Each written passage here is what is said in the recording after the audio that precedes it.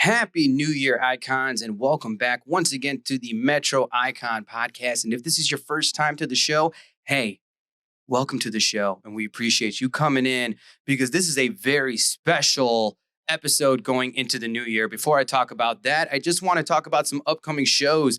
The Library Bar, we had an amazing New Year's Eve celebration, but coming into the new year, you can catch me there every single Tuesday night. And then as well, there might be some other nights I'll be popping in to run the night and just get the party popping. But you can catch me there starting next week, every single Tuesday. We will have something different going on. With the second and fourth Tuesday of the month, we'll be doing a open mic and karaoke sometimes. That's right. It's now moving on twice a month so that we can start building to a comedy showcase starting in March. And then the third Tuesday of the month will be now not just a silent party, but a live podcast. That's right, a live podcast silent party. First of its kind, not done anywhere else. So make sure you guys check out my socials if you guys want to know any other upcoming dates and details of these nights to come.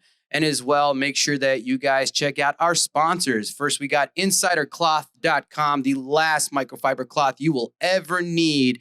And if you go to insidercloth.com, put in promo code DIACLOTH, that's DIACLOTH, to get 10% off your next order. And of course, we have Teddy Johnson of DNK Contracting. No matter what type of service you are looking for, make sure you guys hit up my guy, Teddy J, at teddyj.dkcontracting@gmail.com. Mention the Metro Icon Podcast, and I promise you, y'all, whether it's an insurance claim or just that work that needs to get done around your home, he is the guy to make it happen all around DFW. This is a very, very special episode. We got to kick into the new year, and this is probably our fastest released episode because you know that we pre-record all of our episodes, and we are talking to a outstanding, phenomenal person within the entertainment and media industry. She is the owner and CEO of Icon Talent Studio. It is Normita Joven. That's right. And we talk a lot about her realm of being a professional actress, a martial arts expert, but as well a talent agency with almost 1,000 clients. I didn't know that, but you'll discover so much more information.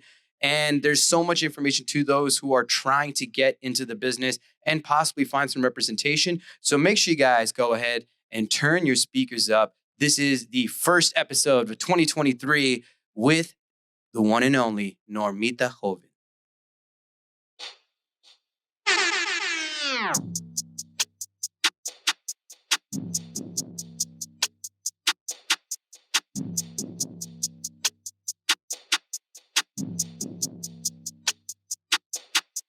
You could do it all.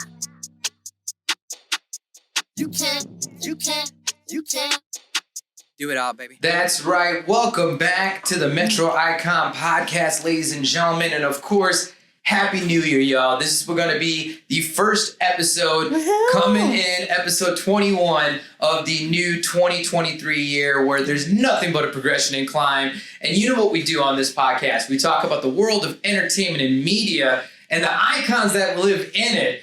And not only do we have an icon, we have the CEO of Icons in the house, ladies and gentlemen. She is an IMDb certified talent of all sorts, and as well is the CEO of Icon Studio, an incredible talent agency taking over Plano, but also in LA. Ladies and gentlemen, I have the incredible Normita Joven in the house, ladies and gentlemen.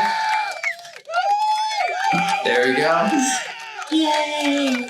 How you doing, Normita? I'm doing awesome. Thank you for being here. Thank you for setting us up. We're in this super cool telepresence podcast room in your office. Yes. Which of all places is in the legacy part of Plano. Yeah, you know what I mean? bougie. Totally bougie. But for the right reasons though. If your business is operating within the legacy Plano area, this is a substantial business. Let's just say that, Thank you. Let's just say you're not paying Carrollton prices when you're choosing to be in Legacy. So, Yes. and I gotta say, from everything that I've seen of Normita, there's nothing normal about Normita for sure. Absolutely not. You are very extraordinary.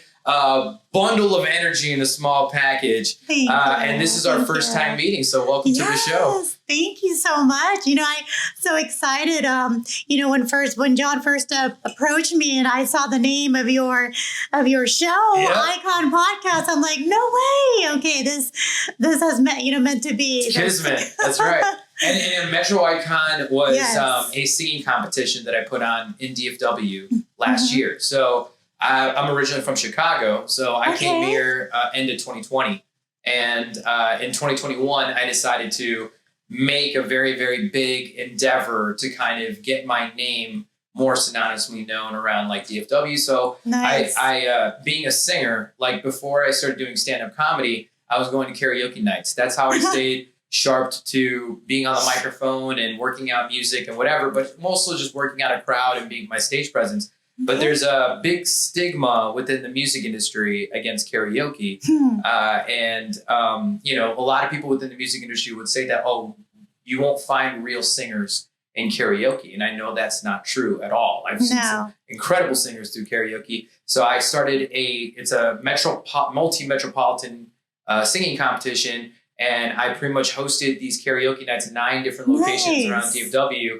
Picked the best ones of the registered singers and started a competition with like 56 singers for a $5,000 grand prize. So very cool. I needed to contact you next time because I've actually had some companies approach me about having actual singers for their karaoke nights. Oh, actually, more. Hit up the showman. I'll come up in there. And I love doing karaoke. Yeah, because these new restaurants are trying to drum up new business and trying to get people more excited and doing karaoke. So yeah, that's definitely a part of entertainment. Yeah, it ended up being the impact actually ended up going so much further than the competition itself and what it did for the people who participated. Because the biggest thing is that as much as I'm an opportunist, I love presenting opportunity. And I knew that I was going to be able to put together a competition series and a series of shows that was going to really test these performers, that was going to produce like business and work that went beyond the competition, that has nothing to do with me, that wouldn't go back to me or anything like that. But essentially it's just the catalyst to more opportunities for them. And it ended up working out that way. So a year later, or just a little over a year that I finished the competition last year, and I did a check-in with the singers, and a lot of them have been working actively, and I'm just like, that's what I wanted. Absolutely. Right? It's the thing that leads to the thing. Yeah, and I would say that that's kind of a lot to, I'm sure, why you started Icon Studio, because you are a actress and you're a performer and you're a martial artist, which we're going to talk about that history in a second, because it's one thing to love a boss bitch, but a badass boss bitch is a whole different story, right? Yes. But like, I know that there's a lot of opportunity that you would be able to take advantage yourself, but then you got into the business of being that opportunist to present it for other talent. So absolutely. What was that transition? So tell me a little bit about how you got into the game. I'm assuming actress came in first. Yes. Honestly, I was an actress, model. I was actually an international reporter as well. Oh, way. For 9 years. So I do have to ask. A bit of everything. I do have to ask, what's your ethnic background? So I was born in the Philippines. I knew it. People always try to guess what I am. Yes. I knew it. Yes, I'm 100% Filipino. What? I grew up with Filipino families. Oh, really? That's South cool. Indian. And that's why I love karaoke. Yes. Yes. Yes. They're all good singers and dancers for sure. Yes. No, but they're, didn't want to be a nurse though. So. And were you born are you born and raised there? No, absolutely not. No. I immigrated here, when I was young. My parents are literally the epitome of the American dream. They grew up in bamboo houses with no running water or indoor plumbing or electricity. And my dad was a farmer, and he told me this really cool story. He would look up in the sky and see an airplane go by, and he told himself, you know what? One day I'm going to have a family. I'm going to take him in that plane, bring him to America, and never live a life like this. Oh my God! And he did it. Absolutely. I love that. That's like, we're not even 10 minutes into the show, and she's like tugging on my heartstrings. Yes. It's like a Manny Pacquiao rise from the slums for greatness, and I love those stories, and I guess it's not. I mean, I wouldn't call it as my parents didn't have as humble as the beginning, but I mean, my mom came here first. She was sponsored, and she was working here, and then went to India for my aunt's wedding. Her older sister's like just above her because she's one of 8. And while she was there, my grandparents were like, well, we might as well not, waste another plane ticket to fly you back to get my mom married. So my aunt got married on a Friday, and then my mom married my dad the following Friday. Like, it was an arranged marriage. Yeah. But that's what brought then my dad to America. So it's kind of like it was an anticipated one, and they came from a decent, not like low class, but not like upper high class either. Yeah. But they were okay. So, but it goes to show though, it doesn't matter. Like you don't have to have the background. All you have to have is the will, the passion, the drive to do it, and and give it to the universe. Tell the universe what you want, and it'll absolutely manifest it. That's total, because my dad didn't know anyone in America. I mean, he was dirt poor. I mean, the chances were very slim, but he wanted to do it, and he found a way. Yeah, and I'm absolutely. I'm sure that path and that vision transcended a lot to your work ethic, right? Absolutely. Like seeing them make it and seeing what they probably sacrificed a lot to make these opportunities happen, to give you a life. Are you an only child? Do you have siblings? I have a brother. So I came with my brother, my older brother. And I mean, he's a badass too. He owns a business. You're the baby of the family too? I'm the baby of the family. There we go. I have an older sister. So it's a perfect dynamic. What's the age difference between you and your brother? It's a couple years. My brother was mean though. He beat me up every day. And So that's where the martial arts came in. You're like, I gotta throw down with this dude. So funny. I know. Yeah. But it's so funny because my mom, she never wanted me to be a part of it.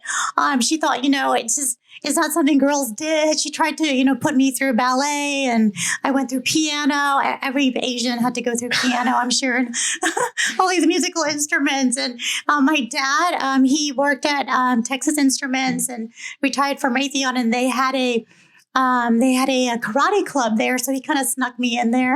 Okay. Yeah, my last year of high school, so that's kind of how I got involved with everything. So is that your martial arts style, is karate? Well, yes, I started off, in Taekwondo, karate, earned my black belt through there. I worked as, one of Chuck, back in the day, Chuck Norris. The first another one. I was one of his karate kids. And then, but now, I've just, learned different styles, Kung Fu, and learning weapons, and, Kali, and I'm just so mesmerized by all the different martial arts. And keeping those high kicks in order every single day. I think I see you throwing a high kick. Oh, yeah. I was doing some kick stretches there in my office. How tall are you? Oh, I'm only 5'2". 5'2". 5'2". And 100% I know you can kick right over my head. So, true story. When I did not, until I got into the modeling business, I did never realize I was really short. Because, no, seriously, the guys I would fight, and I was always like one of the very few women in my class, back then. And so I always had to fight guys who were like 6 feet tall, 6'1", 2, big guys. And it was normal. You just have to use your size to your advantage. So it's all about skill. Well, Bruce Lee was a little guy. Yeah, you're closer to their base. You knock that down, they can't do nothing. They can't hold themselves up. Well, absolutely. I gotta ask: has there been moments where you had to implement your martial arts? Yes. Well, it's not an acting thing or a modeling thing. I'm talking about like a real life stuff. Like a real life situation where you're like you go into morphin time and you gotta throw it down. Yeah. Well, true story. I did take some jujitsu classes, when I was a lot younger, and I grew up in California, and true story, I got beat up all the time. It's just what we did in California, I mean, just this whole bullying thing, we just lived through it. It was life, whatever. Right. So yeah, I would always, I would always get bullied. And so, and it's by boys of all things. They don't like me. I don't know. So anyway, I had to find my way through it. You know what it was? They liked you too much, Normita. That's what I don't know about that. It's one of those things where it's like... Too much. You have to get a lot of black eyes and bruises. That's a lot of liking there. Well, first off, we go, whoever you fellas are, I'm sure you have lives of your own right now, but we will find you.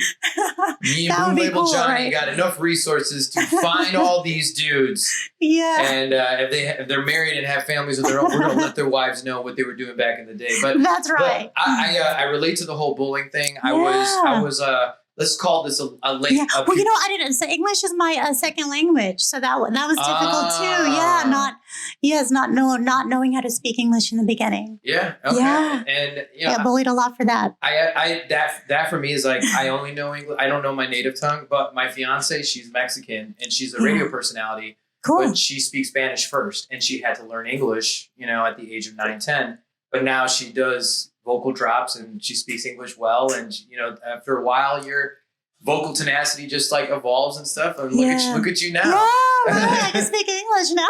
Look at you. And you know what? I majored in broadcast journalism. That's so funny. At SMU, yes. See how the discovery comes full circle. Isn't that crazy? On how everything was supposed to be and why this is coming together, right? It's so funny. My dad, sometimes people still complain that they can't understand him. He's like, he still has a really heavy accent. But the funny thing is, he's been like, a world champion Scrabble player forever. And what? I know, this is so interesting. Wait, he played Scrabble competitively? Yes. World champion Scrabble player. And it's so funny because he's like one of the few foreigners, right? And yet he kicks butt with his words. That's unbelievable. But yet they say they can understand him. So I've never heard that before. I didn't know you can be a world champion in Scrabble. I know. That is props. That's why it's not even fun. I don't even try. It's not even fun for him to play Scrabble. Well, it's not fun for you. No, not fun for me. Yeah. It's fun for him. He's whooping ass in Scrabble all day and night. But I can imagine it being any type of fun to play against a world champion in anything. Right. But the only way you get better is to face the opponents that are better than you. Absolutely. And I think that's probably how I got so good in fighting, because I had to get beat up a lot. All right. Okay. Right? Well, look at you now. Yes. So going back, I mean, aside from, you had your years of bullying and stuff, but finally you got your martial arts, which I'm sure brought a lot of self-confidence and it brought that inner fight out in you. So now I got to hear, what was that story where once the martial arts was kind of settled into your blood and your bones and your DNA, what was that first situation where you're like, it's time to bust it out? I got to hear that story when the weapons came out. Yeah. I don't know. I was just always intrigued by it. I have to tell you this because I said this the other day. Someone was asking me when I was first interested in it. I don't know if you remember, they had reruns of the old Kung Fu Theater. Mm-hmm. True story, California. I was like maybe 5, 6 years old. And I saw this little girl just, defending herself against all these men in the village. And I just saw it, and she was just beating up all these guys. And I was so fascinated by that. And I remember jumping up and down on the couch saying, Mommy, I want to do that. That's what I want to do with my life. Look at you now, though. That's what I wanted to do for my life. And thinking, back to it, why it did intrigue me so much, because it was awesome, because it gave women a sense of power. Mm-hmm. You didn't see women as victims. Yeah. And also you didn't see, your size as a factor. It doesn't matter how big you are, small you are, tall, short, strength, whatever. It's all about your skill. Absolutely. And so that's what fascinated me as a 5, 6-year-old. Yeah. So here I am now. And it's so true, Shawn. When I started my company, I was at 12 years now, in June 2010. I kind of honestly, I gave up acting. I gave up martial arts. I just building my empire, I would wake up in my pajamas and fall asleep in my pajamas. And I did that for so long, for 10 years. And there was a point a couple years ago, I decided, you know what? I need to get back into shape. What am I doing? What am I doing to myself? I'm just eating junk food. I'm getting close to that mark. I'm very, very close to that mark. What the heck? So true story. Last year, I decided, you know what? I'm going to get back into shape. I'm going to be healthy. I got to take care of myself if I want to keep taking care of my people. So I did as soon as I, got back into shape, got back into exercising and martial arts. True story, Shawn. I never seeked out these roles, but I had 10 different roles offered to me for different films and TV shows and things like that in martial arts. And you do one or two and then they see you and then they just ask you to do more. Right. It's really cool. So I thought I never seeked out these roles, but I mean, how can you say no? How can you say no to doing something that you love and getting paid for it? And, it keeps you in shape too. So. Yeah. But again, but it's also, what I could imagine a lot of these casting directors is that what they're seeing is a rare feat, right? Like you're not what you are able to produce, what you're able to present with your talent and your martial arts. You're not seeing a whole lot of, small statured women that are able to throw what looks like a 6-foot high kick, that's able to do all these different, martial arts motions and stuff. So, so again, it's kind of why try to look for it when it's presented right in front of you? You have just take advantage of the talent sitting right in front of you. Props to you. That's amazing. Oh, thank you. I love it. It's such a challenge. Every single role is such a challenge. We did a martial arts film festival and they asked me if I could, fight 2 guys for this role, and I ended up fighting 3. I'm like, come on, let's, I brought in another guy. So it came kind of full circle to that first movie you saw when you were. I had a dream come true. I know, right? Yes. You're like, one day I'm gonna beat a group of dudes on camera, just by me. On camera. I'm gonna inspire that small little Filipino girl to one day be just so great. That's awesome. So great. And then there was another role which was really awesome because this role, you couldn't really create a choreography to it. It was a fighting on a moving escalator in 100-degree heat at the dart station. But we did it, but it was so cool because we kind of had this routine set up. But once you're on that moving escalator, the choreography goes away. Yeah. Because it's moving and you might fall, you might fall one way. You want to fall one way, but you'll fall another way. So you just have it was not choreographed, so it's going to be cool. You got to make sure to watch that one. Yeah, I definitely do want to see because I pulled up your IMDb page. And so I saw some of the movies and features that you were in. But there's in the known for section, out of the movies I'm seeing, there's one that I see called Midgets versus Mascots. Oh my gosh. Well, I was like, what's the story there? I didn't do any martial arts there. I was just, I basically, that was with Gary Coleman. Oh my gosh. Really? Oh, snap. R.I.P. Gary Coleman. Yeah, a long time ago. I think I was just I was a nail salon tech worker and giving him dirty looks and, Oh, yeah, that was funny. Yeah. So, not so much martial arts. Was there a line in the movie where you gave him a dirty look and he was like, what you talking about, Normita? Oh my gosh. No? He didn't do it? They should have, right? That would have been perfect. That would have been hilarious. That's the ultimate callback right there.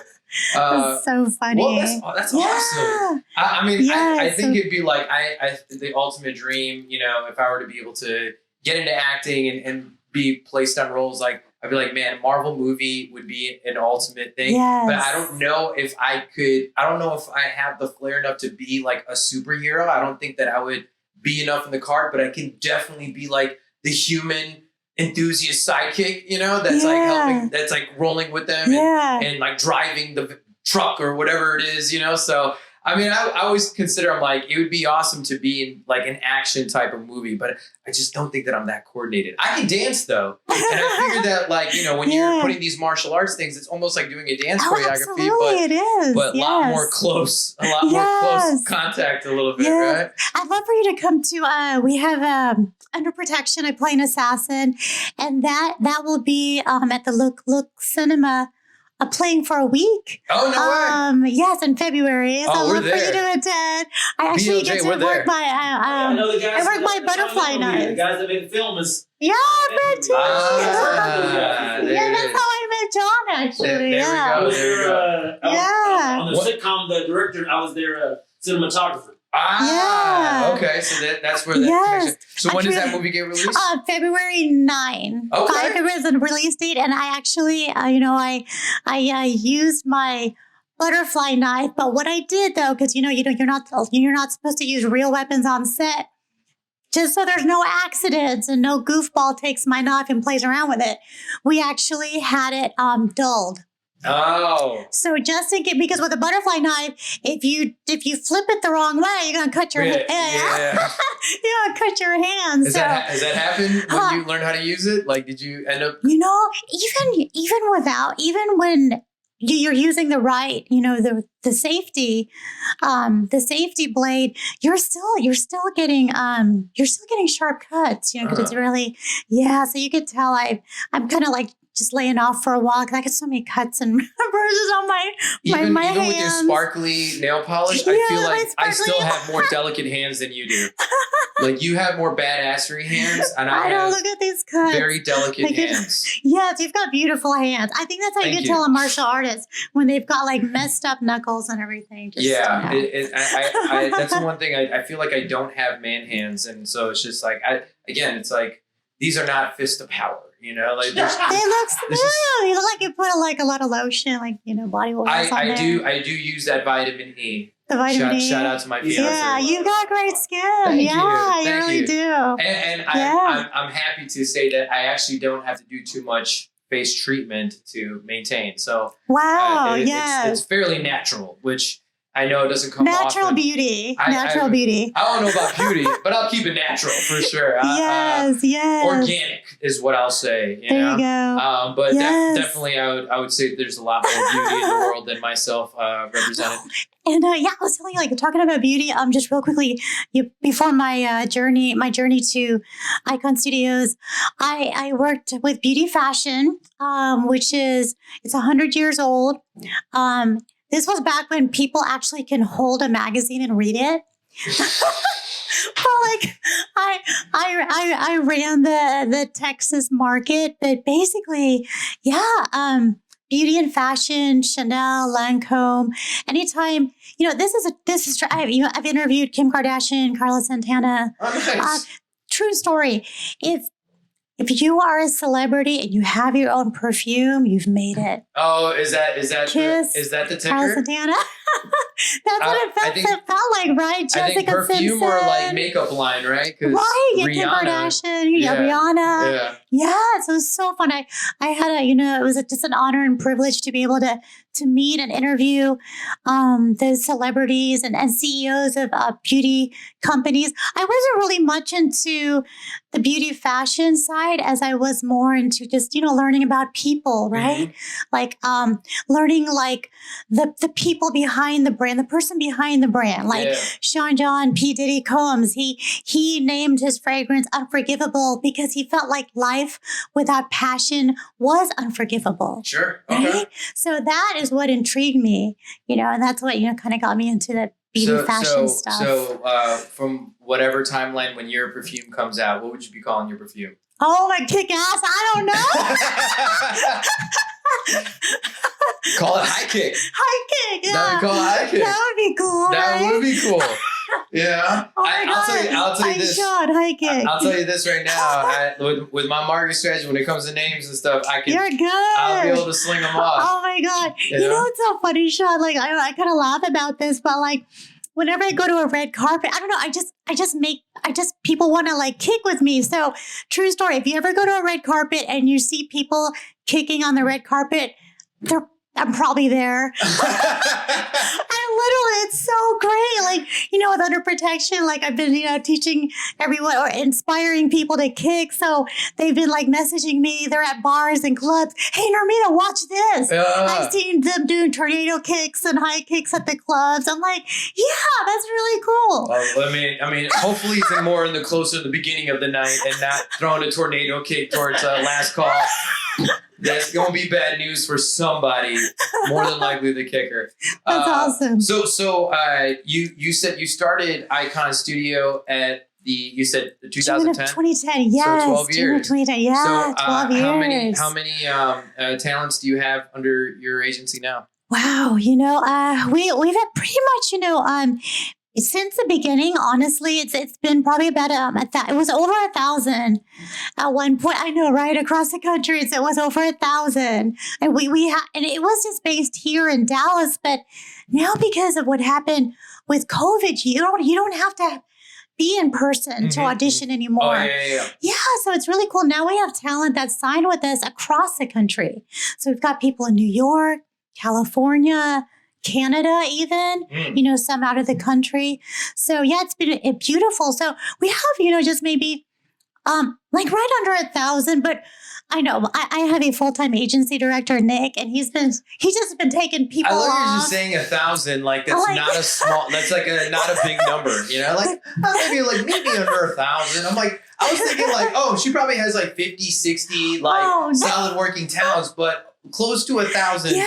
That's pretty big numbers. Yeah. Well, because we're full service. So we booked everything from like newborn to our oldest is Patsy. She's 82 years old. Bless her heart. Awesome Patsy. Story. Last year we booked her on a speaking role on the new Walker, Texas Ranger. Oh. Awesome. She's got a phenomenal story. I have to tell you real quickly. I always brag about her.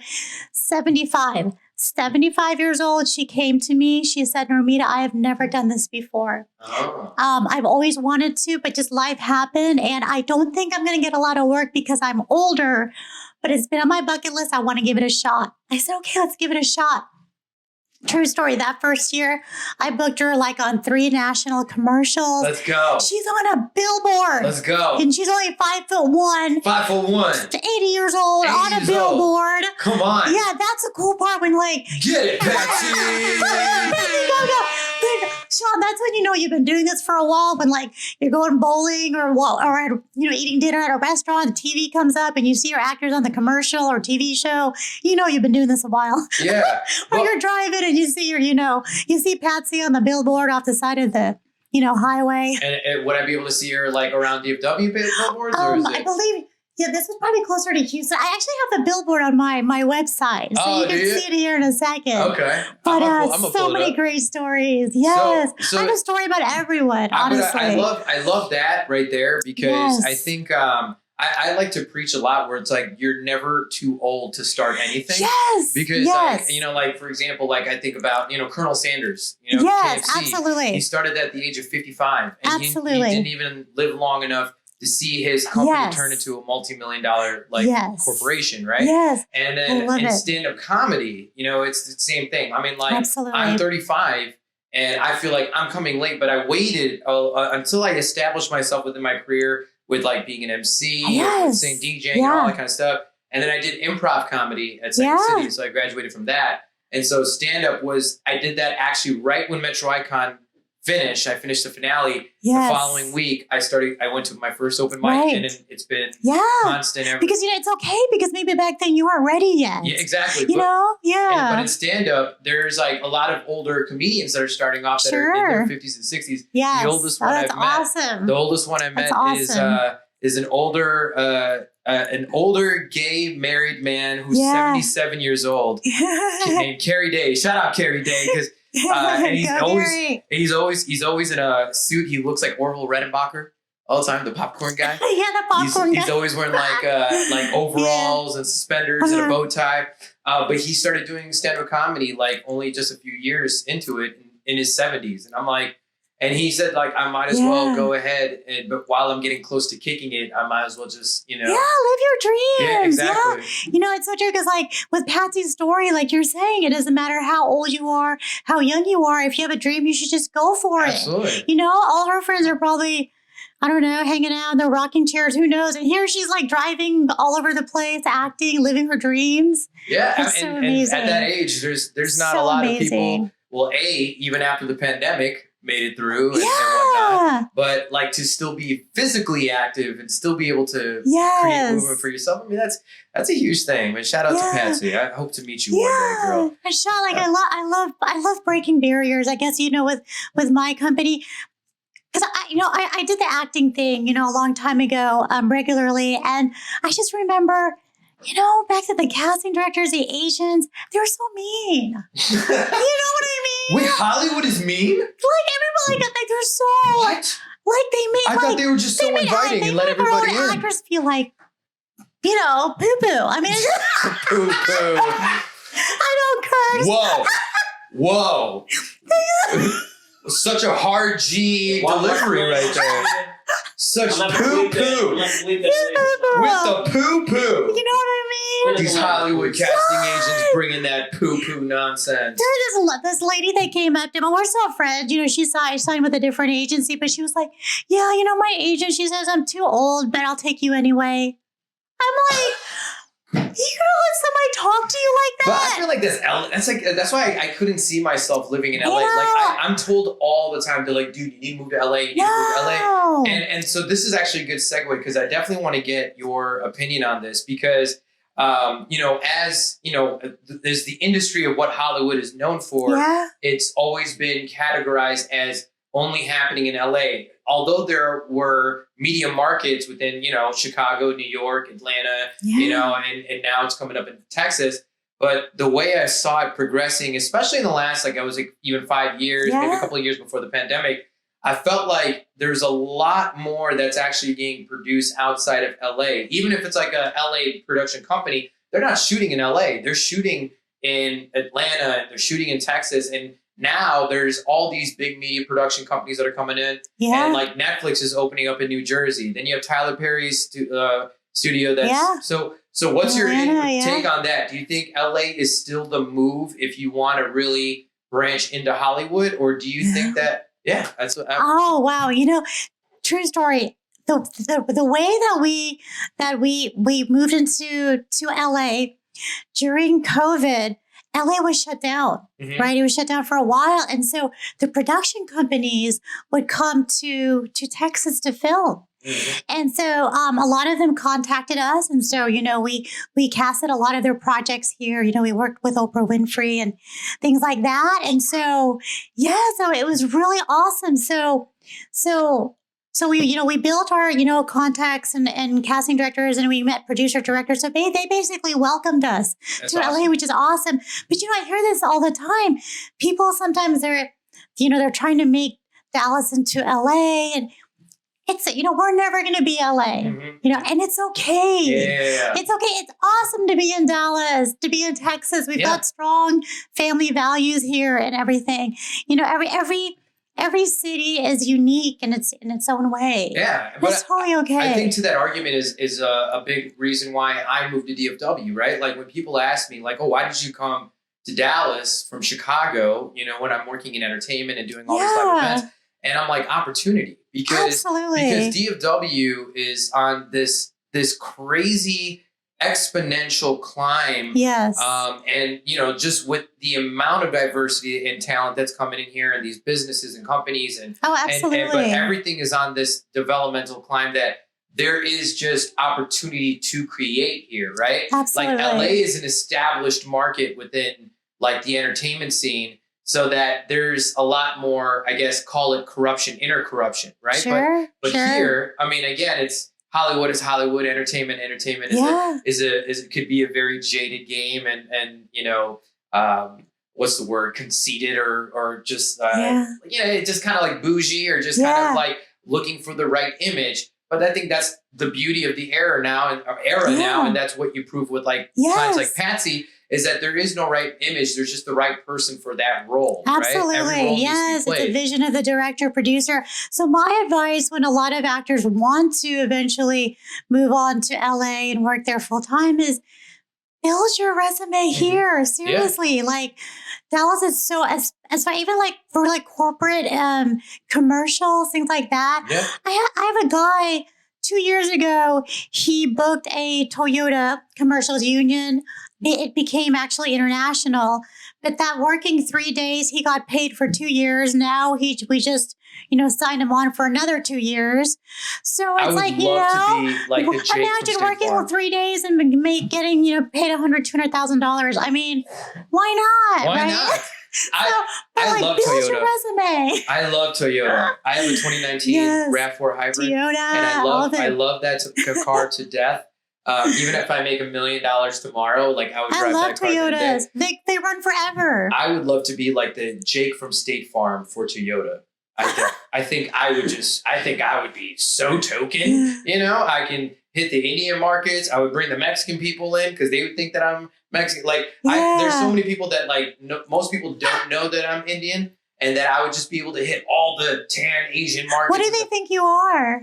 I get a black mix something all the time. Yeah, it's interesting. I get like because you're in the music scene, yes. right? So I have a stand-up bit, right? Yeah. I have a stand-up bit where a lot of times, you know, it's a black mix something where I get black Mexican, black Puerto Rican, black Dominican, but then they meet me at the karaoke bar. So then I'm black Vietnamese, black Chinese, black Filipino. So it's like, but it's always a black mix of something usually. But then every once in a while you'll have someone like, oh, you're Indian. I'm like, I'm not looking at this exotic today.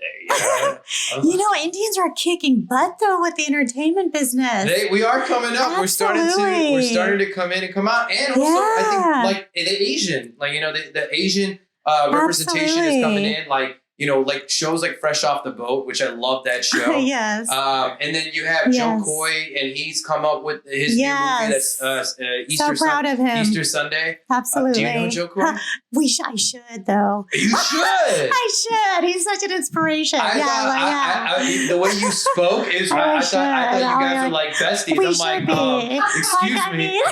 Come on, Joey. I was gonna be like, Normita, you need to invite me to the next karaoke barbecue. I'll be there. And actually, it's funny. So like I mentioned before, I did grow up with like a lot of Filipino families and go to a lot of their family outings, and so I was used to it. But it's one thing is because Filipino women are actually, I think I would consider some of the strongest as far as like the Asian communities go. Filipino women are different. They're built different because I know that Filipino women they're actually usually more the head person of the house. You know, it's mostly I see a lot of Filipino women that run the house. They run the finances. Yeah, well, they run it. Like, but again, and also the husbands are a lot more doting and a lot more like they are treated more like a queen by their Filipino husbands. But in most, you know, in Indian culture, it's like the men are deemed the head of the household. Interesting. So in Filipino culture, I don't always see that. But that being said, I've had some serious Filipino savagery come my way growing up. When we talk about the age of bullying, because I would go to these, you know, these family parties, and I remember one of my old friends, his mom would invite me, and she'd be like, Shawn, are those clean socks? I just cleaned these floors, Shawn. Don't put your dirty Indian feet on these floors after I just clean it. But then as soon as I come in the house, like, super nice. Shawn, okay, you know, come see some Backstreet Boy for Tito. The Tito has not heard you sing the Backstreet Boy. Come sing some Backstreet Boy for Tito. So like I have such a strong love and affinity for the Filipino culture. But it's funny because being a first generation, I was born here in America, but my mom is in a kidney dialysis technician, but like, you know, in the medical field. But there's a lot of Filipino and Indian women that work within the medical field together. Yeah. And it's like our parents that like came, like your parents from the Philippines, mine from India, they don't get along, but the kids do. Yeah. So it's like, I'm like always curious about that. Cause it's like a lot of times it's like there's a lot more, I don't know if it's ego, but it's like more prideful, but it's like willing to speak their voice. But Filipino women are more stronger to speak their voice and speak their opinion. And you know, you don't talk down to me, you know, like it doesn't matter. It doesn't matter how tall you are or anything like that. It's like they will set their presence known, you know, which I think what makes Joe Coy so special is that he talks about his mom, but he talks about the strength of his mom and how she just handled that business. So no, that's awesome. So, like, there's always this like competitiveness though, you know, honestly, like, I don't know, like, but I grew up in the Filipino community and, God, you know, whenever someone introduces me to their Filipino friend, oh my goodness, Normita, you need to meet my friend. She's Filipino. You guys will be best friends. It's, you know, it's like, okay, great. That's what it is. True story, Shawn. Like when we're growing up and we're in Filipino parties, parents like to like to compare their kids. I don't know if you ever went through that. Oh. Especially the Indian community. My daughter makes straight A's. Oh, mine makes straight A pluses. Well, mine's going to be a doctor. Mine's going to be a lawyer. So I feel like we hear that as kids growing up. So secretly, we're always in competition with one another. I think it's like that's my no. Those are my thoughts. We always have a vent point that comes into the podcast where you just vent those struggles, and I 100% relate to that. When it was my parents, it's like, we come from a family that has a lot of talents, but it was like, if you can sing, if you can dance, it's like, Shawn, sing that song for Uncle. He hasn't heard you sing. Yes. Let him hear your voice. Or Shawn, you do that Michael Jackson dance. Show him your Michael Jackson dance. And so it's like, you don't want to break dance in front of your uncles at the family party, But like, they're always comparing, putting their kids in the, trying to put them on a light or the limelight to over highlight them and all that. Which, but I think I think that gives us our drive to always do better, though, right? Sure. Because, like, with my parents, it was like, oh, well, your cousins are in the Philippines and they're doing this and you're here and you're doing that. Like, you only made an A. Where's the bonuses? I'm like, so now it's never good enough. I know, yeah. School. Right now, what are you doing? My parents will still give me job recommendations to this day. Even if I'm working for myself, they're like, flight attendant is, they have really good benefits in flight attendant. You can travel anywhere and you get free ticket. I'm like, no. Not too late to become an X-ray. Yeah. Right. But so to now segue into one thing that I think is a very big cultural importance, especially with the parents that we grew up with. The talk of marriage. Are you married? No. You're not married? No, not You've never been married? Never. I was married. You were married? Yeah. And do you have any kids? I do. You do? I have one. Yeah, I have one kid. She's awesome. Okay. She's a rock star. Yeah. And how old is she? Yeah, she's in her 20s now. Oh. Yeah. So we kind of like, people always thought we were like sisters growing up. Is she taller or shorter than mom? She's a little bit taller than me. She's a little bit taller than me. So but do people think that like you could be like her little sister? All the time. Is that the best? Yeah. Is that the best? Do you take yeah, it? kind of. I mean, she was awesome. Like she grew up, learning, martial arts, shooting weapons, like just everything. she's got the badassery within her too. She was actually asked to go pro with MMA, but she decided she wanted. I know, right? She decided she wanted to go to school to be like a doctor or whatever, and like.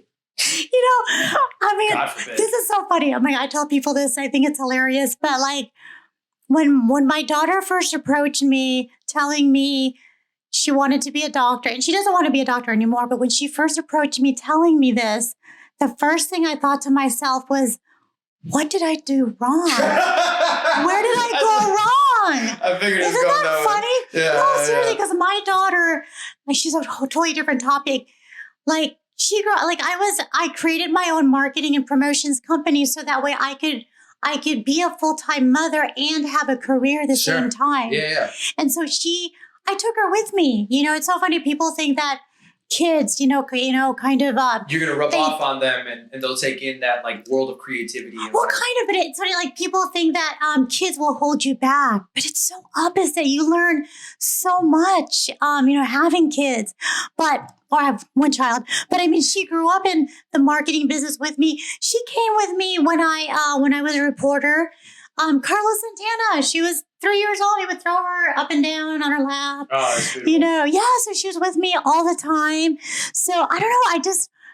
You're right. I kind of just felt like she would kind of go into the marketing, promotions, media, talent, media. I mean, I just never.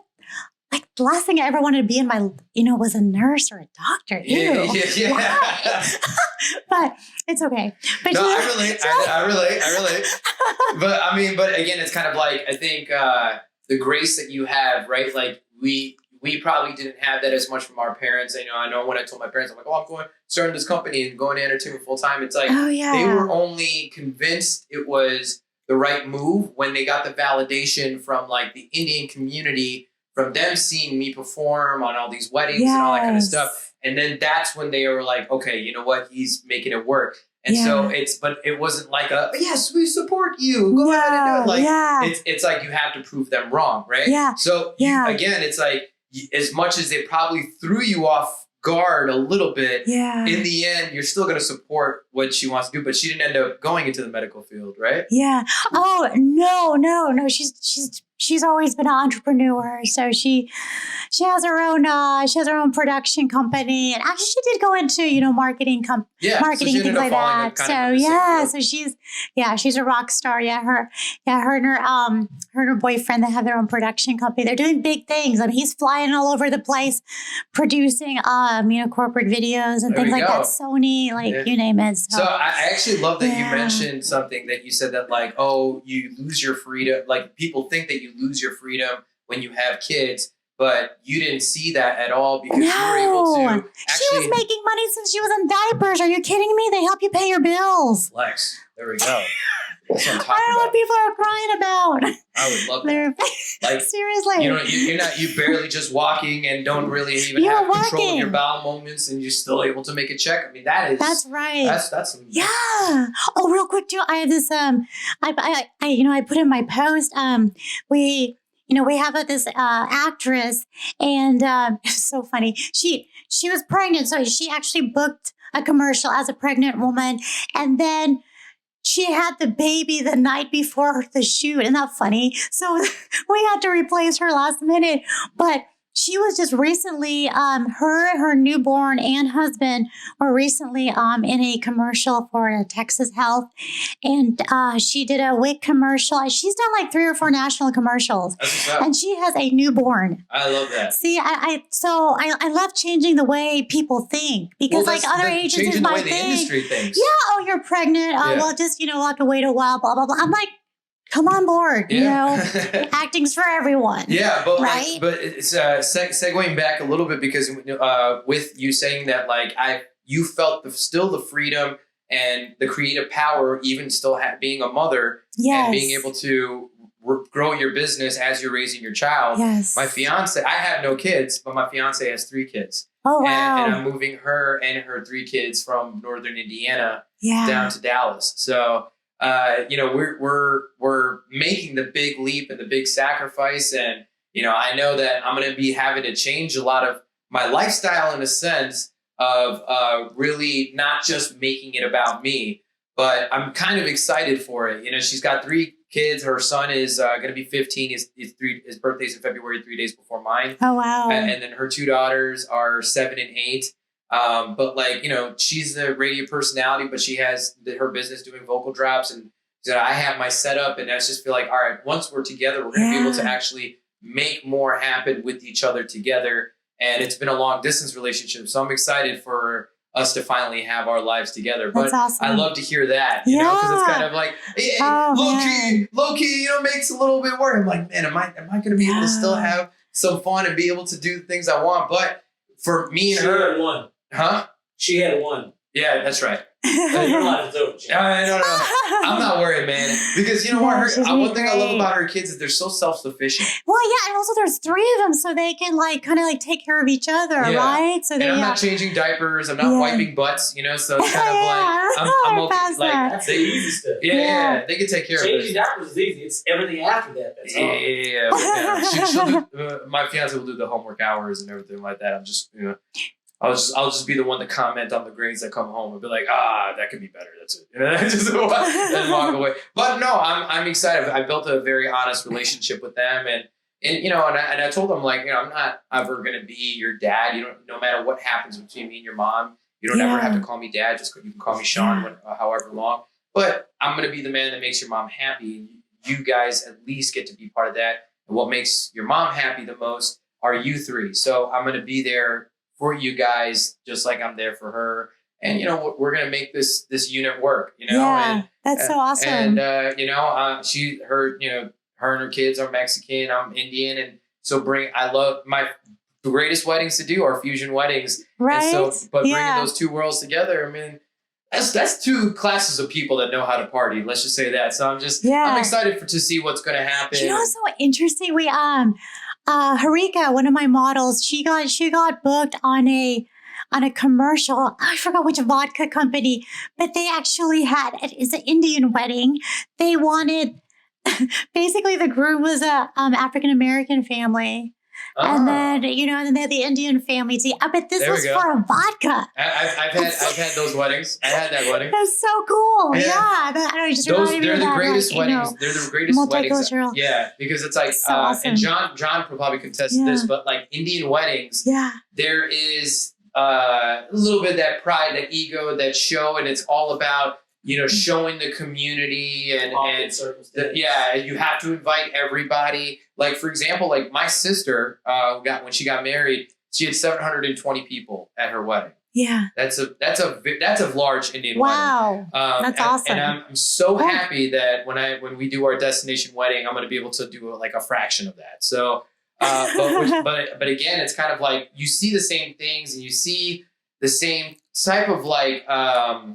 A lot of just kind of like nitpicky. Oh, it's got to be this way and this way when you're doing an Indian wedding, like when they're coming kind of from the same part or same tribe or same religion, same culture. Yeah. But when you have a fusion wedding, it's really like they get to kind of write the script on their own of how they want to present their love.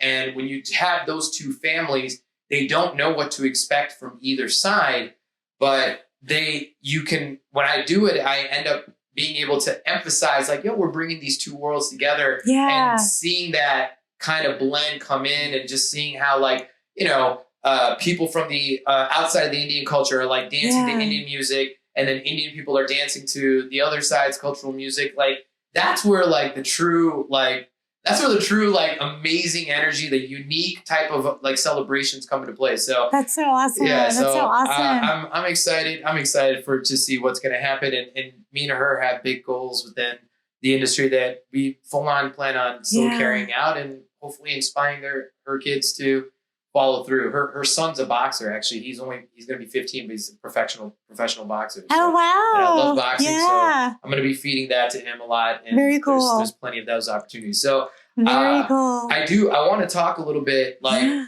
do you think that like you'll be starting to? Oh yeah, you know what? What we're going to do is let's go ahead. We're going to take a short break so that we can adjust the cameras, and and then our amazing listeners can hear all the amazing promotional offers from our sponsors. So we'll be right back with Normita Joven. Yay!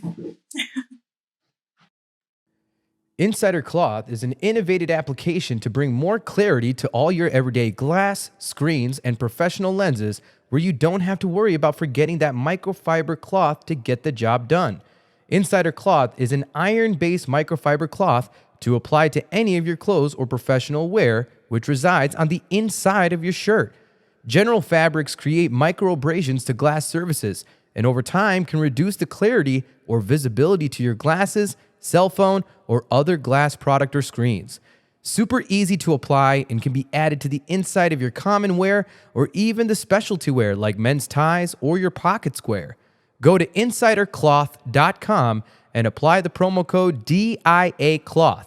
That's DIACLOTH to get 10% off your next order. This is the last time you will ever forget your microfiber cloth.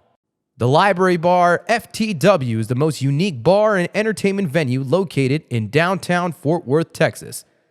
From its chic library ambience, multi-level beercade gaming space, you can find the most dynamic events and party atmosphere you won't find anywhere else. Check out the Library Bar FTW at 611 Houston Street, right at the center of downtown Fort Worth.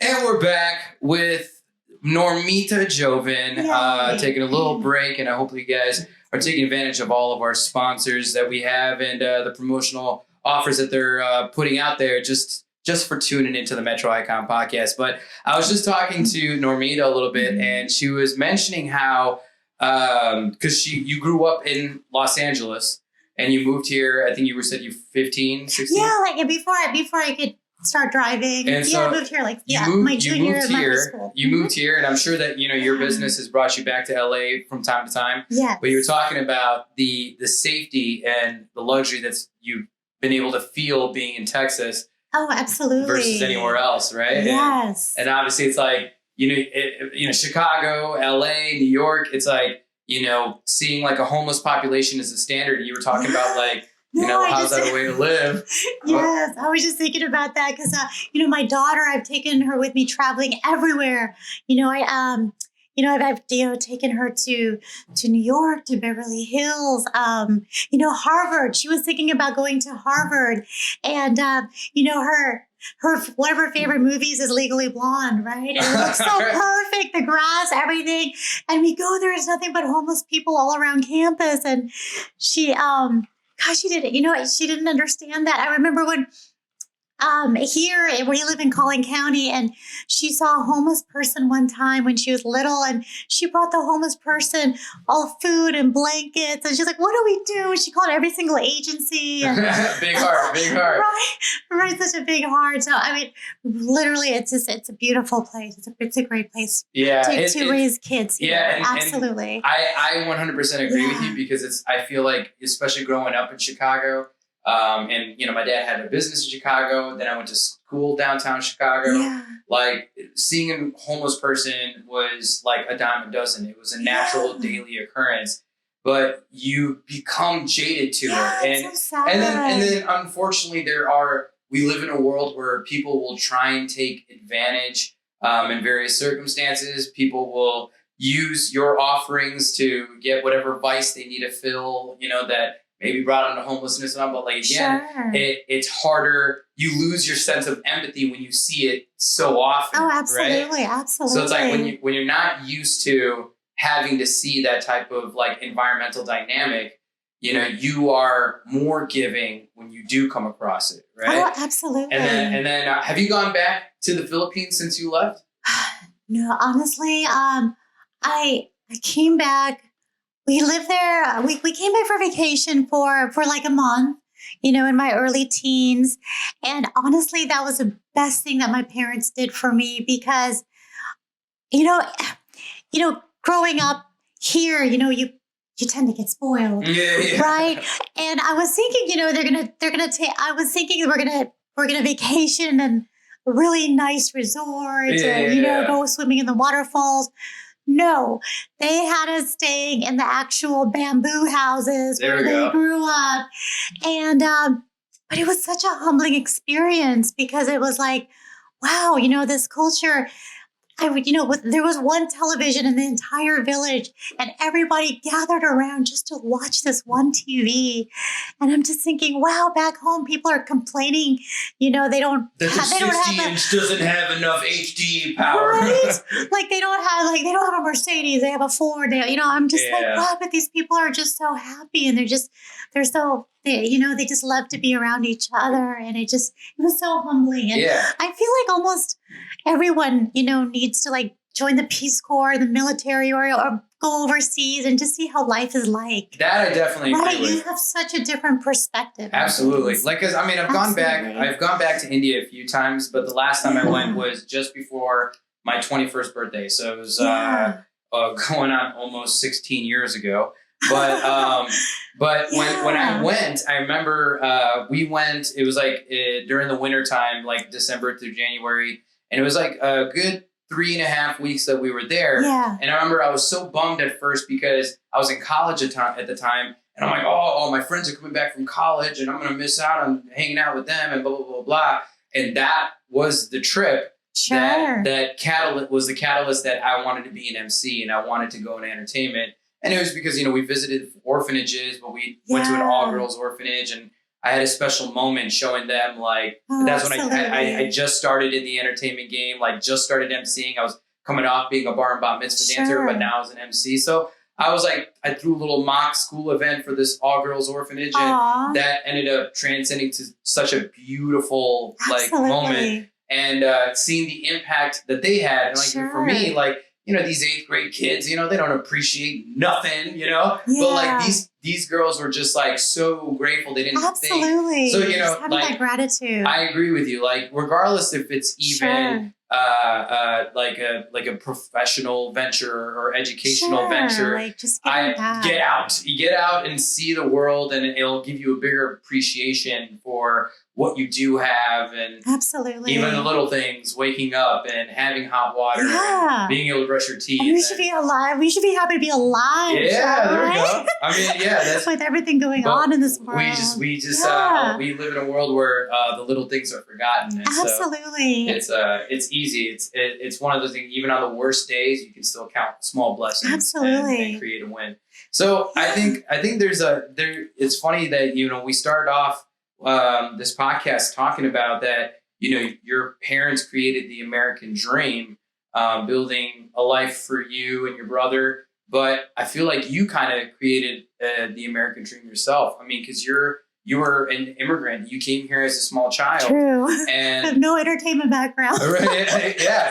And you don't come from like an entertainment family or anything like that. Absolutely. You paved the way. Did you go to college, by the way? I did. I graduated from SMU. Okay. Yes, I did. Right. I started off with theater, and I ended up graduating in broadcast journalism and women's studies. Okay. And true story, I transferred from another college before SMU, and I think this really did motivate me. I don't know if my teacher wanted me motivated or wanted me to dissuade me from being in the business. But I remember being in theater class, and I asked him, do you think there's a career in entertainment for me? Because this looks really cool. This looks like something I would like to do with my life. And he told me, you know what, Normita, most directors are middle-aged white men, and they don't understand people like you. Mm-hmm. Facts. I was like, that's major facts. Okay. But like you look now, and there's just like every single kind of director and producer. There's, women are doing amazing things producing now. And, but that, at first that hurt me, but then that kind of like motivated me to, say, you know what? I don't care what you say. I'm going to give it a shot, right? Yeah. You're not fitting like the token image of what, people would put to the standard Asian or what they would want to classify you in. Granted, playing, it was like in Mascots and Midgets, you said you played a nail salon. A nail salon. Vietnamese nail salon. There we go. That's so, they put you in that mold, for that. But then again, it's like, whether it's being martial artists or being an actor or actress or being a model, I think the biggest thing to note is the fact that being an immigrant, you came into, let's call it a white male dominated industry where the image was set to what their standard was and not the universal standard. Yeah. And you are essentially changing the game. Yeah. And it's cool now to be. That's the most iconic thing ever. Like, you're so sweet. No, I mean, but like it is. It's something to definitely, note and to admire that, like, that makes you a pioneer within an industry that is extremely cutthroat and can be extremely brutal and can be extremely disheartening. Absolutely. And so again, it's kind of like there's so many. You have those the classic Hollywood type of look and physique and models and the beautiful hair and blue eyes and all that. Yeah. But you're seeing so much more diversity. Yes. You're part of that movement that's moving that diversity, not just for like the good looking ethnic person or whatever it is, but for the older person, for the mom who just had a kid, like to be able to facilitate for, let's call it the underdog. You know what I mean? The underdog. I've heard of that before. The underdog of the industry, right? Yeah, it's true. I didn't have the best image of myself growing up because we always felt that, the blonde hair, blue eyed surfer girls were always the, attractive ones. And, I tell my daughter, it's cool today being ethnic. Mm-hmm. It really is. Like, the guys will be like, I'm dating an Asian woman. It's all about the culture. It's all about, it's just a melting pot now, but it wasn't the coolest thing back when I was growing up. I feel like. So yeah, absolutely. And, just talking about the helping part, I was just thinking about this when you're talking about, helping people. I think that's how I focused my business in the very, very beginning. I focus on helping people, right? And the money comes later. And I honestly feel that way because I've had people come to me right away, just, with the biggest egos. Actors just have the biggest egos, and models like, Normita, I'm going to make you so much money. I've got the best look. I'm going to be in front of, you can get me in front of Vogue magazine next week and blah, blah, blah. And that's just kind of like a turn off for me. Well, I mean, but I was like, it takes more than having a pretty face. If you think about it, that. It's a little bit of a backward statement, because if they were able to produce all of that, why would they be sitting with a talent agent? If all those opportunities were able to come full force to this star profile that they apparently hold, they wouldn't be sitting there talking to you. You know what I'm saying? So, yes, and I know a lot of people want to do this business on their own and not have an agent, and that's totally fine. That's cool and everything, but why not let us do it, right? Yeah. Why, this is like what we do every day on a daily basis. We have relationships with casting directors and producers, and I honestly, I have not met an independent artist yet who has made $100,000 on a commercial by themselves. Yeah. So haven't seen that yet. So to segue into that, playing your role as a talent manager or talent agency. Yes. So what is it that you are looking for, like in the key elements of let's say a talent that comes in, whether it be modeling, acting, or whatever? I think what's the key thing that you look for to bring somebody on in the agency that you would be able to represent them? Yeah. Well, I mean, obviously, we're looking for, marketable looks, especially if, like Indian, especially if, mixed races are amazing. They always book. But honestly, for me, because we represent all different cultures and age groups, ethnicities, honestly, though, I'm looking for that talent who truly has a drive and motivation to do this, who wants to do this. Because I've seen so much talented people, but if they're not willing to give it 110%, because I know we give it 110%. Like, I don't fall asleep. Like me and my agency director, Nick, like we literally, like we pass out at night. I'm throwing, kicks at 3 a.m. till I pass out. That's what I'm saying. I was like, pass out at 9. I'm like, I've seen your story, okay? You're like, just throwing some high kicks at 4 a.m. I'm like, I kind of do that on my way to the bed. I don't know, just me, but still at 4 a.m. I know. But no, seriously, I'm looking for that genuine, person who really, has a drive and desire to do this, to want to earn a living and make a living doing this because it's their passion. You can't, like, skill, you can learn, but the drive and motivation, passion, you can't learn those things. I love that. And that's what I'm looking for. No, I love that. And I love hearing that. I was just getting my bullet points before I set up the interview for me to be able to get my results. So like now I know exactly where to keep the presentation and conversation. People who do that too easily though, right? It's like a couple, knows, okay. And if there's somebody that I'm really, really think would be amazing, but maybe they're just not there yet. They have the look, but just not the talent yet. I give them the opportunity, send me a demo reel, send me something that you're doing, and invite me to a production you're in, something, you don't have anything, create it. Yeah. So I give people the opportunity to do that, but if they give up so easily. Yeah. I love they're going to, it is, you're right. This is a cutthroat industry. I've met some of the worst people in this industry who are so cutthroat, but I've also met the most loving people too. So and I love that you presented that, because again, it's like, in this, you want to show me, right? Yeah. Well, taking it back to even my sales days, when I work my sales and marketing jobs, you're jumping on call after call after call. The biggest thing is being able to take rejection, right? And so that's one thing I became very much embracive is the rejection, right? Is that I'm willing to embrace the no, and I'm willing to embrace the, I'm not the right fit. And I'm 100% okay with that. And that's why I entered stand-up when I did, because when I was doing improv comedy, I did 6 open mics. And at that time, you know, I was I was working on a very continuous schedule, traveling a lot, doing events.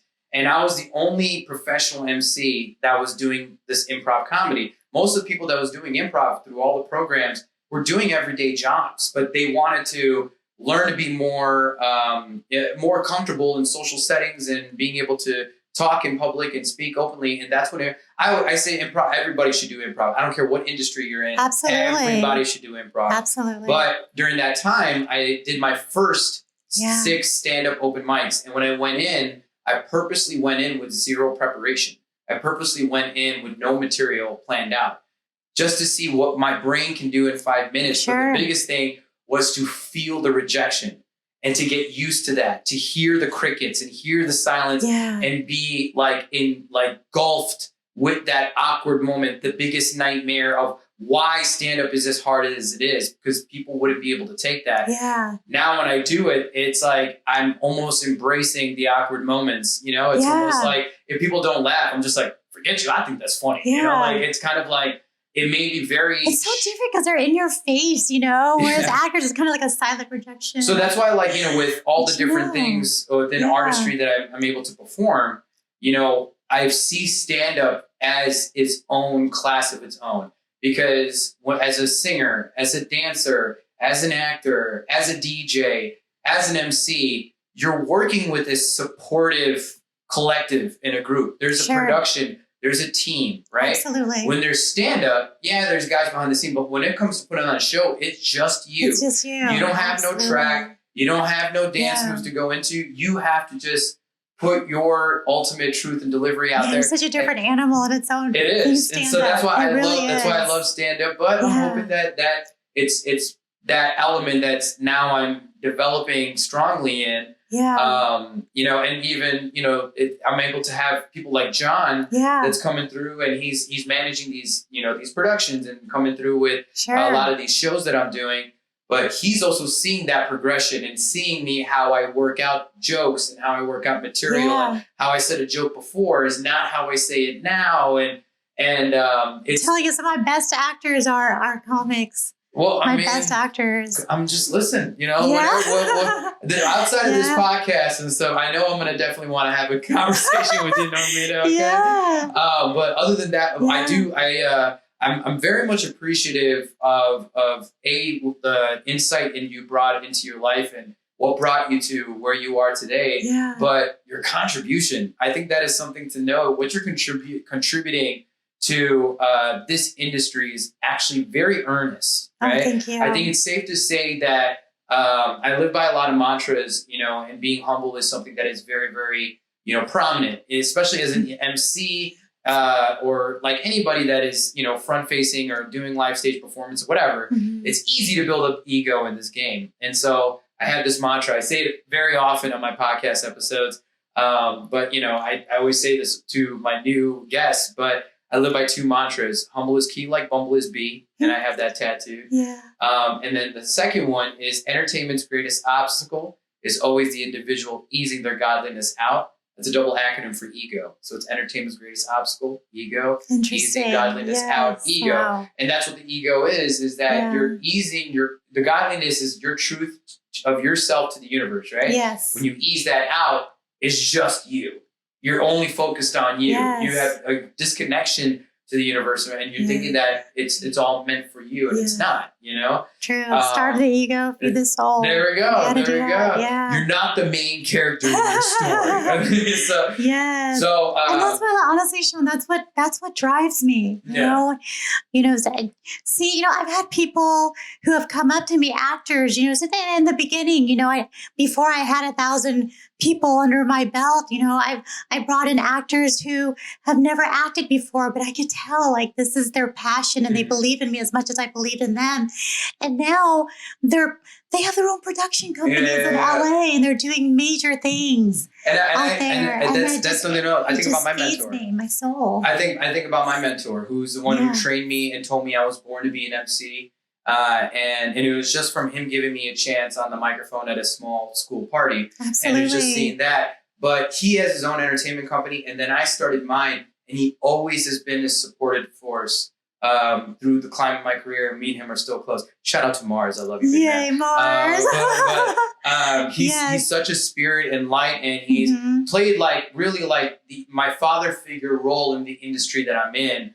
But he's also like my best friend, and we're just constantly cheering on each other. And it's like you realize that there's actually no competition in this game. Yeah. It's only with yourself. Absolutely. And ultimately, there's actually more that we can all be fed together than needs to be fed just on your own.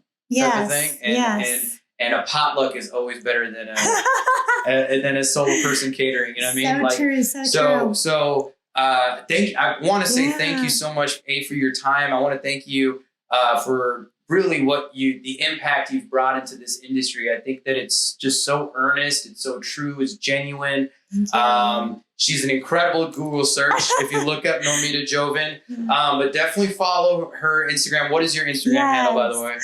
It's Normita Joven with a J. Joven. Oh my goodness. Yeah, I think it's cool. We were conquered by the Spaniards. I totally white polished your last name. No. Joven. Well, it's so funny because I thought it was Joven. That's my fault. You know what? Sometimes I'll say Joven because people always, just. I'm sure I've heard other people say Joven. I would just jump out a window and just say yes. But then they'll misspell it whenever I say Joven. But then if I, say Joven, then the Spanish yell at me. So. Yeah, and that's where it comes from the Philippines. It's like a lot of that Spanish culture that's brought into to its absolutely, people. That's what you're so saying. it's like it's one of the like I have this joke with my fiance. Like when she types in Spanish, when we type our laughing, we're like ha ha ha ha. And in Spanish people, they say ja ja ja ja ja. It's like J A J A J. But it's but it's ha ha ha. So it's like I like Joven. I'm like I'll never forget it. If I hear Joven, I'll be like, say it right. I'll say it right. Joven, right? Yeah. And it's like Hova. I don't know if you're a Jay-Z fan, but even though Rock Nation is not doing well by Tory Lanez, but it's Joven. I like the way that flows. It's really, really good. So it's Normita Joven Official.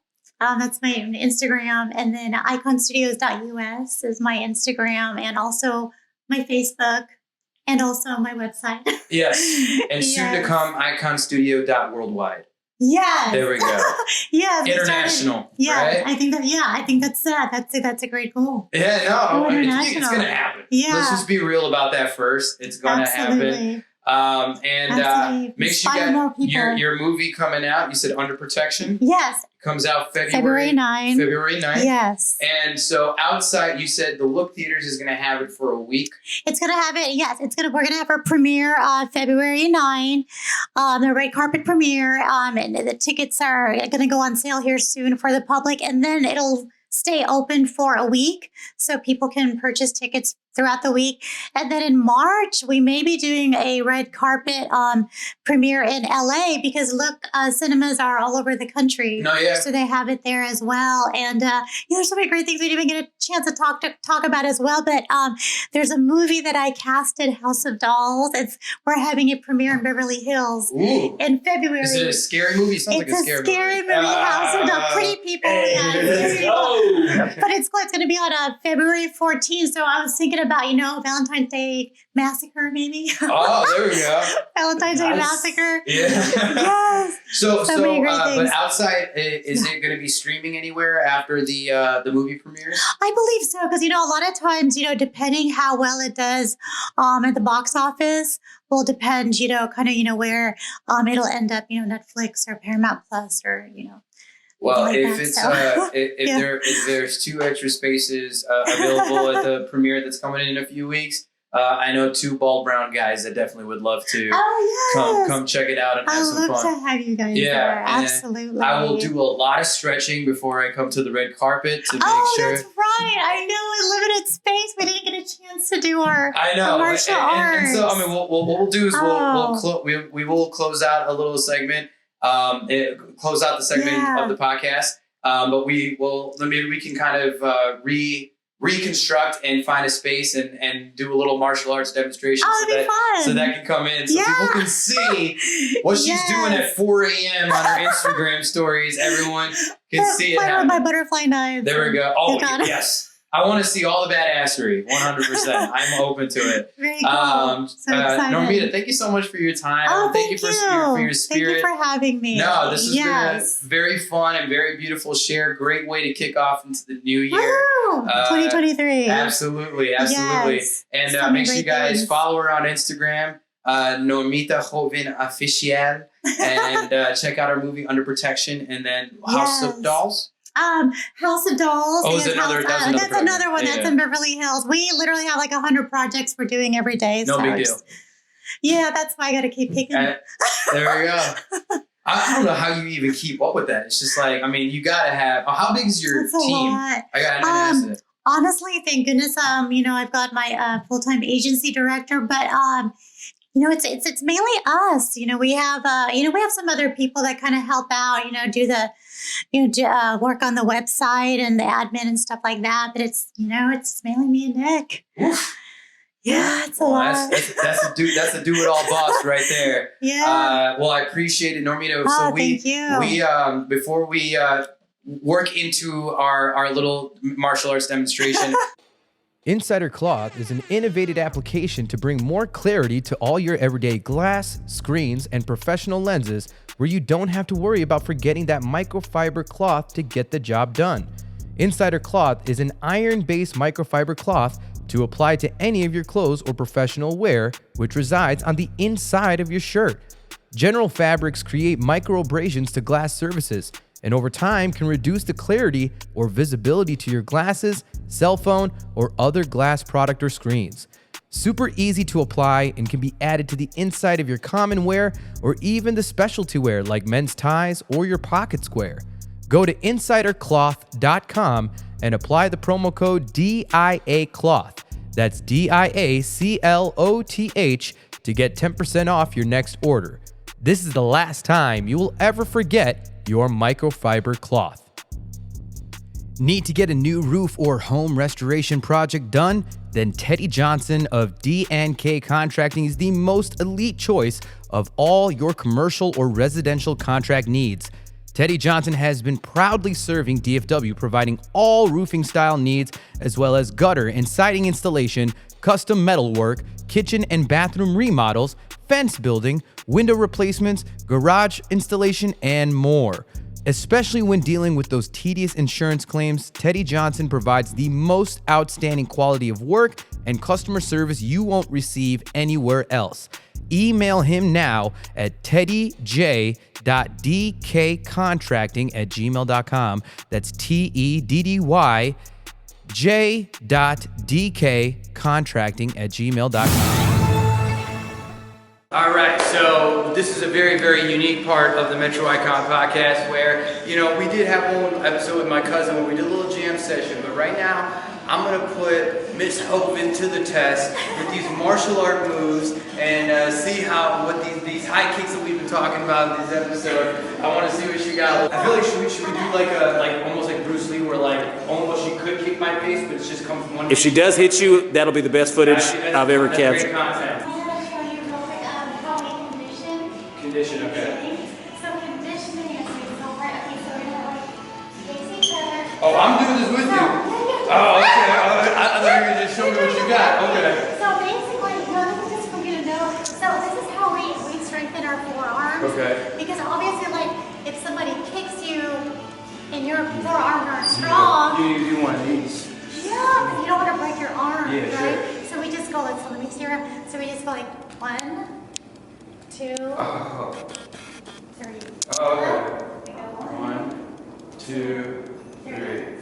1, 2, 3. I'm not coordinated. 1, 2, 3. Oh, okay.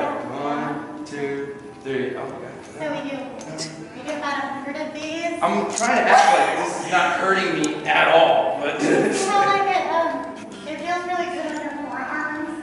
So that way, if you when you're talking the kicks and stuff, it hurts your forearms. Yeah.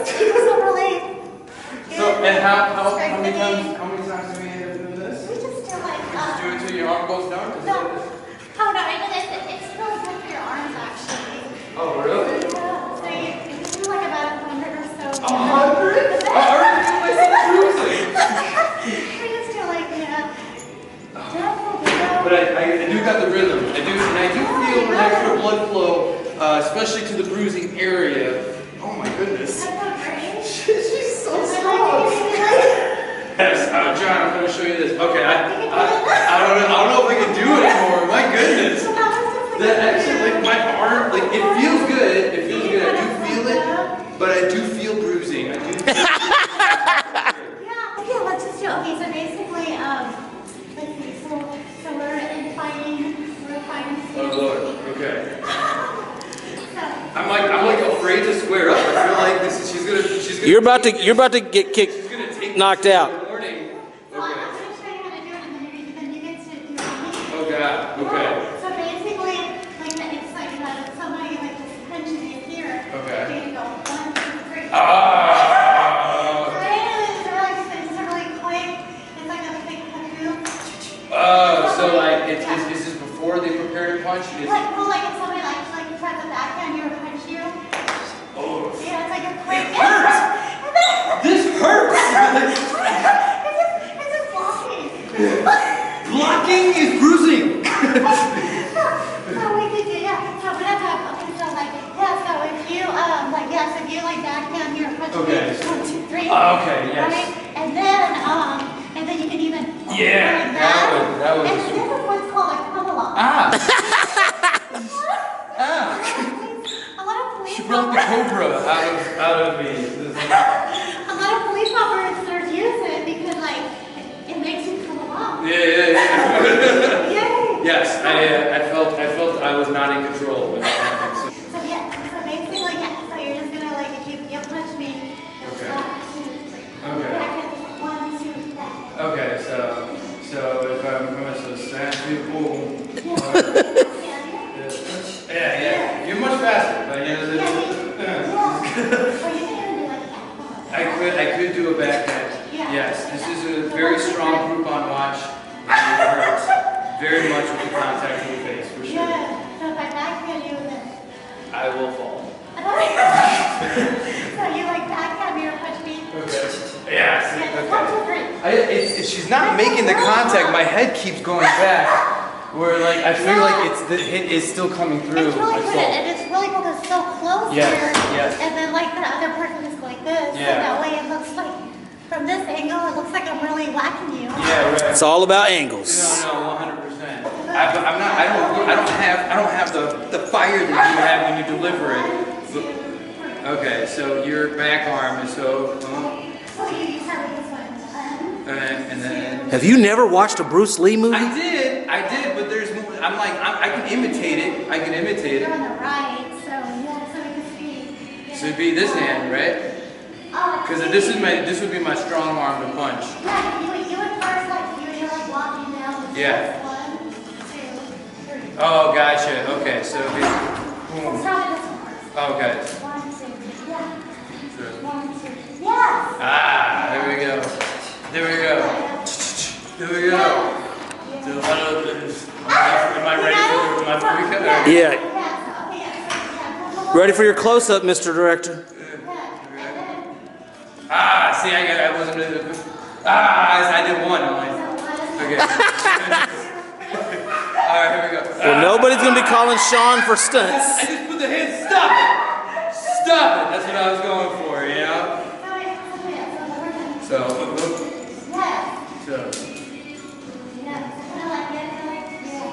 All right. Okay. Yes. Well, I definitely do want to see the profile of your kick because to where my head is right here, if you can kick right in front. Oh, yeah, so we can do that. So basically, Okay. this is fighting stance. Okay, this is fighting stance. Here. So basically, yeah, you can do this. So Yeah. basically, I'm gonna I've watched Mortal Kombat. you're gonna block like this. Okay. So, and then, You broke the Groupon watch. We haven't been able to long as you don't get the face. Yes, but it's close. You gotta summon it, yeah. Wait, let me look more sinister. There you go. There we go. There we go. Oh, yeah, you got his knee involved. Okay. I gotta get into like a real, like I've been doing this for a long time. Well, let's even start like, so you're gonna back this knee, I'm gonna go 1, 2, 3. Okay. And then I'll kick. Okay. So back this knee. So, Yes, and then you kick. Yes. yes, here we Okay. go. Yeah. So,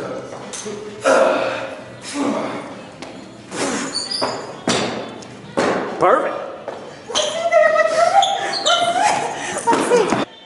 So I just got my butt whooped with this martial arts demonstration. I know I'm going to be feeling it in my forearms, but it was the real deal, and hopefully you guys got a good kick out of that.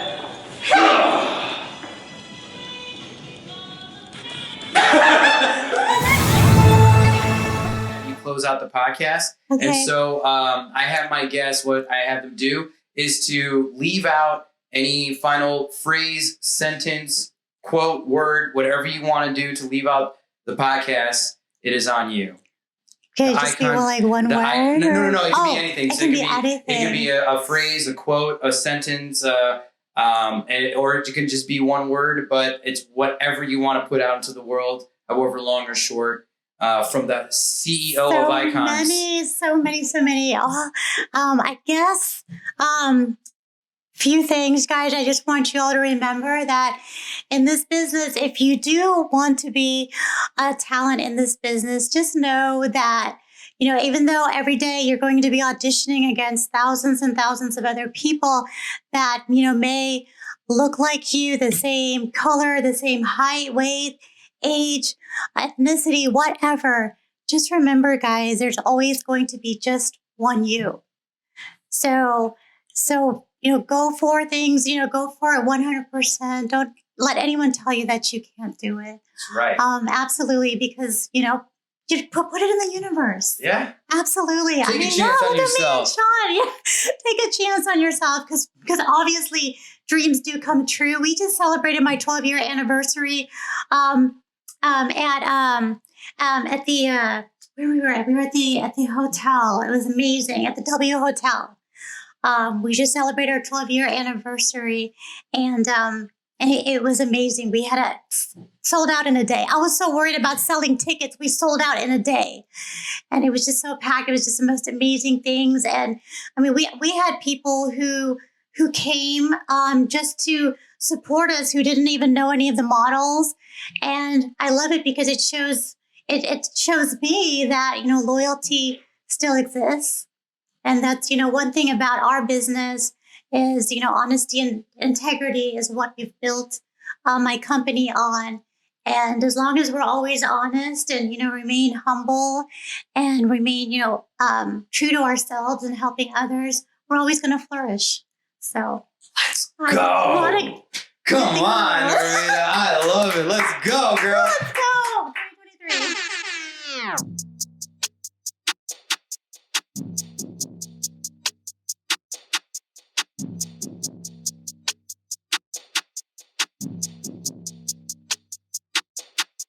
You could do it all.